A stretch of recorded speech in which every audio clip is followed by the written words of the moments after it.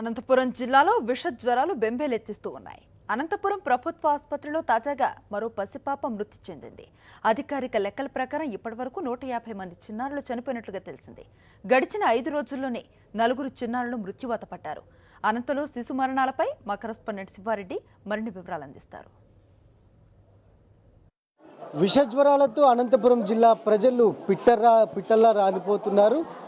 సాధారణ రోగాలతో పాటు సీజనల్ డిసీజెస్ ఒకసారిగా చుట్టుముట్టడంతో పెద్ద స్థాయిలో మరణాల సంఖ్య రోజుకు పెరుగుతోంది. ఇప్పటికే అనంతపురం జిల్లా వ్యాప్తంగా డెంగీ, మలేరియా, టైఫాయిడ్ వంటి రోగాలు ప్రబలిస్తున్నాయి. ఇప్పటికే అధికారిక లెక్కల ప్రకారమే సుమారుగా 150 మందికి పైగా డెంగీ, అదేవిధంగా మలేరియా, టైఫాయిడ్ సంబంధించి 506కు పైగా కేసులు నమోదయ్యాయి.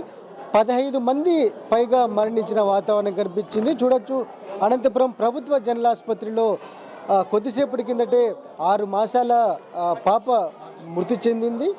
అనంతపురం జిల్లా పాత కల్లూరు గ్రామానికి చెందిన ఈ పాప వారం రోజుల కిందట ఏదైతే ఆదివారం రోజున జాయిన్ అయ్యారు. తీవ్రమైన జ్వరంతో ఈ నేపథ్యంలోనే చికిత్స పొందుతూ మృతి చెందింది. ఎలా ఉంది? ఈ తర్వాత ఏ సమస్యతో మీరు ఆసుపత్రిలో జాయిన్ అయ్యారు? ఎలా అనిపించింది మీకు? చూడండి ఒకసారి పాపను చూడండి. ఏం లేదు సార్, మామూలుగా మేము వచ్చిండేది అయితే వాంతులు బేదులకు వచ్చినాం సార్. ఇటుకి జ్వరం అయితే లేదు. మళ్ళీ జ్వరం అని చెప్పింటేనే అది మళ్ళీ వచ్చేసి మందు వాంగినాం. మందు పాపకు పోయాలంటే 6 గంటలకు ఒకసారి ఏమని చెప్పినారు. 6 గంటలకు ఒకసారి మనం కంటిన్యూ చేస్తూనే ఉన్నాం. ఈరోజు సాయంత్రం వరకు బాగానే అట్లనే, ఇప్పుడు సాయంత్రం వరకు బాగానే అట్లనే. ఒక్క 20 నిమిషాలు పాపకు బయటికి పోయి పాలు తీసుకొచ్చే లోపల ఈ పాప ఇట్లా వాంతి చేసుకొని బయటకు పోయి ఆడ ఇంజక్షన్ వేసే మేడం, ఏం మేడం ఇట్లా అయిపోతుంది పాప అని అడిగితే డాక్టర్ని పిలుచుకొచ్చే వండుకొని ఏందో లోపలికి ఐసీలోకి తోలుకొని పోయి అది ఇది ఒత్తుకొని ఏందో తినాడు, ఏం లేదో తెలియదు. పాప లేతే లేదని చెప్పినాడు. ఇది జరిగిన సమస్య. డాక్టర్ల నిర్లక్ష్యం ఉందనుకుంటున్నారా మీరు? అవును సార్. ఏ విధంగా?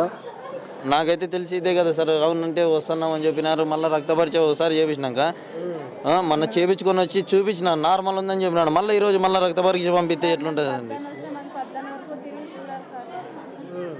ఇది పరిస్థితి జరిగింది సార్. అంతే.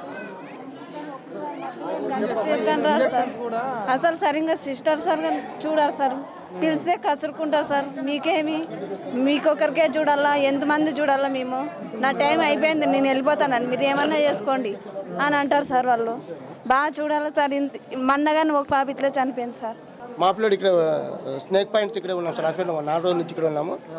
అది విషయం డాక్టర్ చెప్పి రెస్పాన్స్లో కూడా వెళ్ళిపోయినాడు సార్. మాకు అలా కదా, వసతి కూడా సరిగా లేదు సార్. ఇక్కడ ప్రతి ఒక్కటి పట్టించుకోవడం లేదు. వాళ్ళ కేర్ తీసుకోవడం కూడా చాలా నిర్లక్ష్యంగా ఉంది.